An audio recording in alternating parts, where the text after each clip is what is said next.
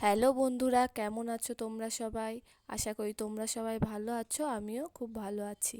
চলে এসেছি একটা নতুন ব্লগ নিয়ে তোমাদের সাথে শেয়ার করব বলে।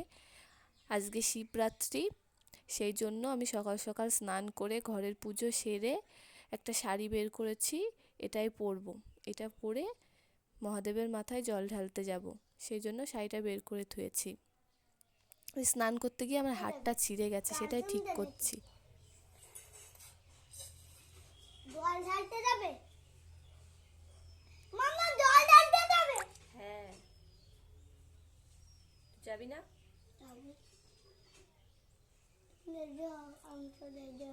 ওর সাথে কথা বলছি না বলে ও জোরে ওইভাবে কথা বললো। বলছে যে মাম্মাম তুমি রেডি হয়ে নাও, তারপরে আমি যাব। তারপরে আমি মালাটা ঠিক করে নিয়ে আলতাটা পরে নিলাম। আলতা পরাটা কেমন হয়েছে তোমরা সবাই বলবে তো। নতুনভাবে পরলাম এই আলতাটা। তারপরে আমি শাড়িটা পরে রেডি হয়ে নিলাম। শাড়িটা পরে কেমন লাগছে আমাকে কমেন্টে জানিও। এই শাড়িটা হলো আমার শাশুড়ি মা লাল শাড়ি পরবে না বলে শাড়িটা আমাকে দিয়েছিল, সেই জন্য আমি শাড়িটা পরে নিলাম। এদিকে পুজো করতে যা যা লাগে সব গুছিয়ে নিয়েছি, এবার যাব পুজো দিতে। দেখতে পাচ্ছ এটা হলো আমাদের মন্দির, আমাদের বাড়ির কাছেই মন্দিরটা, এখানেই জল ঢালতে আসি। দিয়ে ভিড় তেমন ছিল না, 3-4 জন ছিল। ওদের দেওয়া হয়ে গেলে পরে আমি আর দিদিভাই একসাথে ঢুকলাম, দিয়ে দুজন মিলে পুজো করছে। আর তোজবাবুর কাণ্ডটা দেখো কি করছে ও। ওর কোথায় মোমবাতি কোথায় ধূপকাঠি, ওর এগুলো নেওয়ার ধান্দা। আর এইদিকে ঠাকুরের ক্যাশ বাস্ক থেকে টাকা বের করে নিচ্ছে, ক্যাশ বাস্ক খোলা।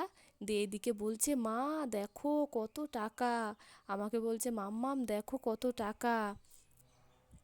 আমরা ওর কাণ্ড কারখানা দেখব না পুজো করব।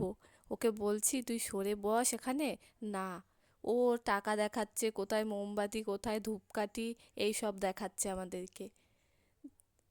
দেখতেই পাচ্ছ কিভাবে ক্যাশ বাস্ক থেকে হাত ঢুকিয়ে টাকা বের করছে। ওকে যত বারণ করা হচ্ছে ও তত করছে। তাই আমরা বললাম ঠিক আছে আমরা পুজো দিয়ে নিই, তারপরে দেখছি। আর এদিকে মিষ্টি আমার ক্যামেরা ধরে দিয়েছিল, বললো যে আন্টি তুমি হলো পুজো করো, আমি ক্যামেরা করে দিচ্ছি।